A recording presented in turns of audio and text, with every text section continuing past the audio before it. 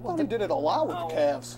Well, now they're having him take the ball up the court so often, which is really throwing me off. He is not a point guard. Like, no. That's why you have Dwayne Wade. He's the one that's going to make the ball move around, if anyone is going to do it.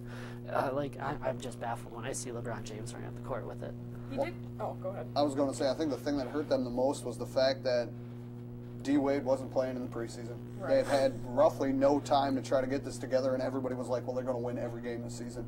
You can't do that without chemistry. Exactly, and that's a big thing that I was saying when they started out is, they're going to be really well, but to do well, you have to communicate with your players and the rest of your team and your coaches and everything, and I feel like there's a lot, there's huge egos going on here. I think they're all really classy, good players, but I mean, you've got to put some of that wanting to be number one behind you and just work as a team.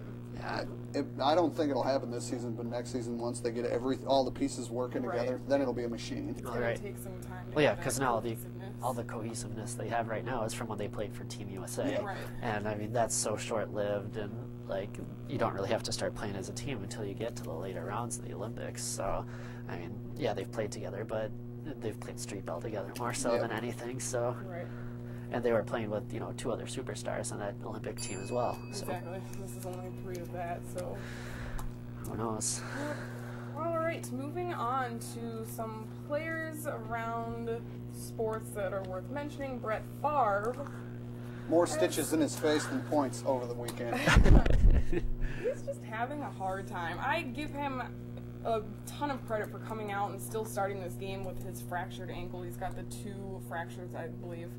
And he still came out and started, but he's just, I don't know. Last year he looked like he was 22. This year he looks like a 75-year-old man getting wheeled out onto the field. It's terrible. He's lost the magic. It's just true. He doesn't have that youthfulness. And, he's making all the mistakes he made, but he's not making the touchdowns to go against it, which is what made him always worthwhile as a quarterback, is he'd make things happen still. Exactly. So... it's frustrating to me too that to hear coaches and players that are considering wanting him to be benched, albeit that would probably be the smarter choice, but they made such an effort in the offseason to get Brett Favre to come back. I mean, all the work to send players down there to get him and everything that was happening. They cannot go back on this really as much as they need to. It just says so much about hypocrisy. Well, I think the other big issue with Favre and the whole Favre and Chili thing, the fact that they're not getting along, and that's hurting the team even more, too. Yeah, Favre probably wants to be the coach if he could be, by all means. If he could run the shots and make play calls that he wants. And still be on the field to do it. No, I got that right. As much of a legend as he is, I just don't know, maybe if it's time to throw in the towel. I think it was last year. I think after the Saints game, he should have been like, I'm going to stay here in Mississippi, ride the tractor, and coach high school football. Yeah, exactly. Threw an interception to end another game. Why yeah, not? He's done it twice this season. Go out on a limb. All right, moving on to another quarterback, Dallas Cowboys, Tony Romo. He's in the best spot he can be right now, sitting on the bench, watching this chaos happen. Out for 6 to 8 weeks. Yep. Collarbone, was it? Yep. It was the left one. Or was it, I don't know if it was left or right. Which one. I don't even remember either. I'm just confused at 6 to 8 weeks. I feel like that's an injury that's at least 8 to 10 weeks, guaranteed. And, I don't even know why he'd consider coming back to play week 16, 17 anyway. I don't think he will, just because their season will be over by the end of December. Oh, just the way they're playing. Yeah, they have been affected with his loss. They're just not doing well. They're America's team, and they're not... Yeah, and they always seem to have such talent, in Dallas. They're always projected to do so well. I mean, they have 3 talented running backs who could be starting. I'm sure Green Bay would love to take one of them off their hands if they could. The wide receiving core looks sharp, but Tony Romo wasn't making it happen with the team. And I don't know why. Well, I know at the beginning of the season, the way it sounded, they were already going to the Super Bowl. Everybody had that predicted. No one thought they were going to implode as bad as they have. No. Because his shoulder and then Wade Phillips, his job's he's gone at the end of the season. Well, the defense, too. DeMarcus it seems Ware like they've has just kind of completely given up. Yeah. Exactly. Agreed. All right, moving on to Randy I have to scratch my head for this one. I don't get how a month ago you could pick him up and everybody, I went to a Twins game and they're like, Randy's coming back, life is great. He's gone now. I don't know where he's going, bagging groceries somewhere probably. Waived by the Vikings yesterday, so that didn't take too long. He wasn't there for what, 3? I think it was 4 Well, I weeks? think they said the Jets game he tried, and the way it sounded, I didn't see any of the game, but there was one pass he should have caught that the ball was like 2 feet away from him. He didn't even go after it. Yeah. So I don't know. And he didn't do much.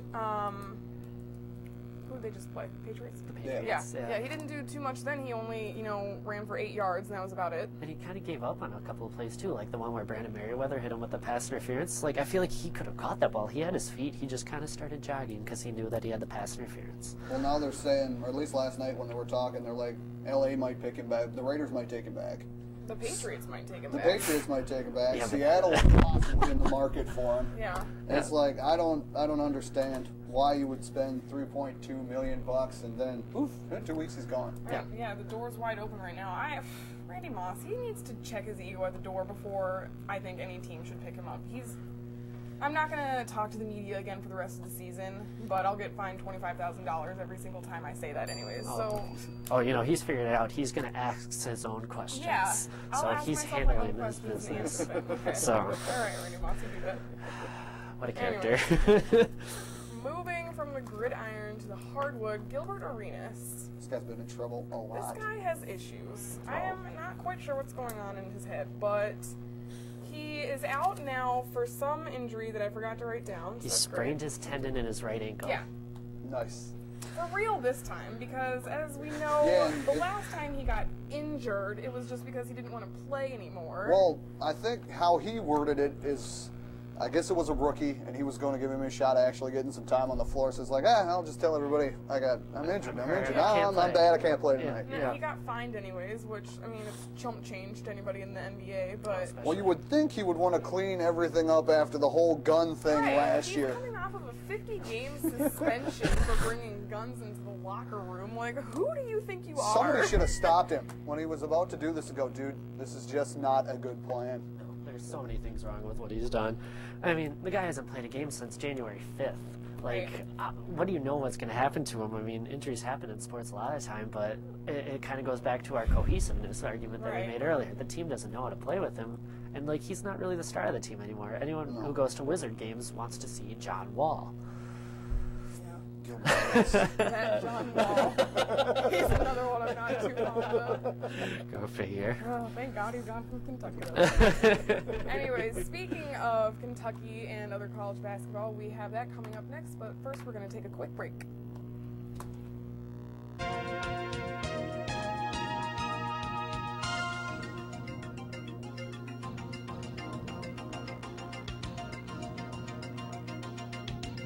This is Marsha and Wendy. Marsha is gray and white, and Wendy is black and white. They're two fun-loving, outgoing kittens, really fun to play with, and it's 2 for 1. This is Ann Curry, a female of almost just a year old. She is very unique because she has opposable thumbs that makes it look like she's wearing mittens. This is Dan Rather, a brown tiger cat with white. He is male of about 5 years old. He's really friendly. Ralph is a domestic medium-haired male of also about 5 years. He loves head rubs and has kind of a quiet personality. To find out more about adoption for these pets or others, contact the Cooley Region Humane Society at 781-4014. Once again, the number for the Cooley Region Humane Society is 781-4014. All right, moving into my absolute favorite time of the year. This is better than Christmas and birthdays. It's almost college basketball season. Starts up in about a week and a half. Didn't realize college basketball season started before March. It does. Yeah. March is pretty much like holy time of year, but I am so ready for basketball to start. And I can't really complain. My number one team is number one, so... You and your Dukies. I know. I'm thinking, I don't want to jinx them, knock on this fake wood if this is even wood. That's wood. But they might do it again. Back to back since, first time since 91, 92, and I I gotta say, I won't be too upset. You know, it's always hard to predict college basketball just because so many things change, so many players actually show up, and so many players don't. It's a huge target on your back. Absolutely. Definitely. Being number one especially, and like Duke has a lot of youth on their team too. Like there's been a lot of good recruiting to bring to their program. So, you know, if not this year, maybe in a few. I don't know. This year's looking pretty good. We've got Kyle Singler, who was just named to the preseason All-America team, along with Harrison Barnes, who is #1 player in the nation, 8 miles away at UNC. So he's actually the first freshman to be elected to the All-America team since they came out in, I think, the 80s or something. Yeah. So that's pretty impressive. I'm thinking we'll probably shut him down, but... Well, Barnes had a great career back in Ames, Iowa. He averaged almost 20 points a game and just under 9 rebounds a game. I mean, granted, that's high school, so it's a totally different level. But I think the bigger surprise about him being named to the team is that there's 4 seniors on the team. Right. Like, you didn't have those 4 seniors turn pro. So it's kind of exciting to see some players actually playing out their whole college career. Exactly, and it's interesting to see with such a horrific season that UNC had last season. Oh, yeah. I mean, very atypical of them, very wonderful for me. They're actually starting out in the preseason rankings at number 9, so it just goes to show what a couple good recruits can do for you, going from a team that was absolutely nothing to putting you back within the top 10. Oh, absolutely. 1 season later. And, so you know what's really exciting about that is, like, this is bringing back a rivalry. You're going to get the Duke-North Carolina rivalry, and, like, even spanning into more of the top 10, you got Michigan State, Ohio State coming right back. You got Kansas and Kansas State.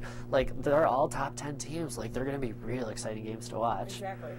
And Purdue actually was number 2. They lost Robbie Hummel to another ACL, same ACL, I believe.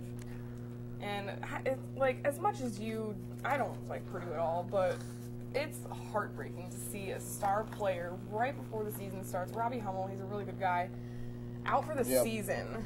And wasn't this his senior year, but now he's just going to redshirt and come back again next season, I think. I think that's the plan, but I'm not exactly sure. Yeah, I mean, yeah, they still got a lot of support with them, with Johnson and Moore, that maybe they could push the Spartans a little bit to try, but yeah, losing Hummel, it hurts. And they only dropped 6 spots, so it's not like they're completely out of the running for anything, but Robbie Hummel, he pretty much was Purdue. Well, Purdue dropped off so much last year when they lost Hummel that it would be tough to see them do it, not do it again. I mean, at least this year they're planning on not having Hummel, so. Right.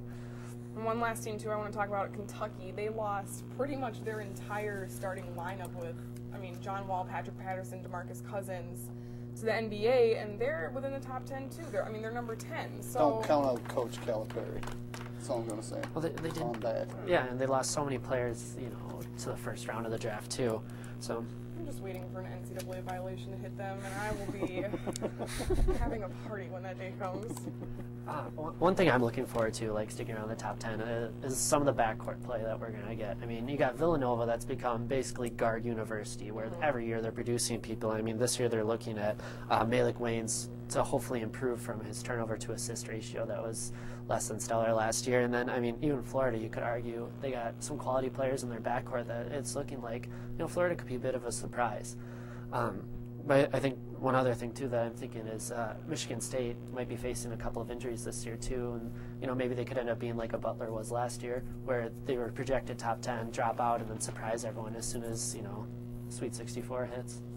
Lucius, he's actually coming off of a surgery right now. I think it was just this minor arthroscopic type of thing. Yeah, but it was something in his Achilles. Yeah, he's actually out for the first game anyways. Got suspended by Michigan State for reckless driving. Nice. So, I don't know. We'll see. It's going to be an interesting season for sure. Definitely. But that's about all we've got for today's Sports Talk Live. Stay tuned. There's another one coming up later this afternoon.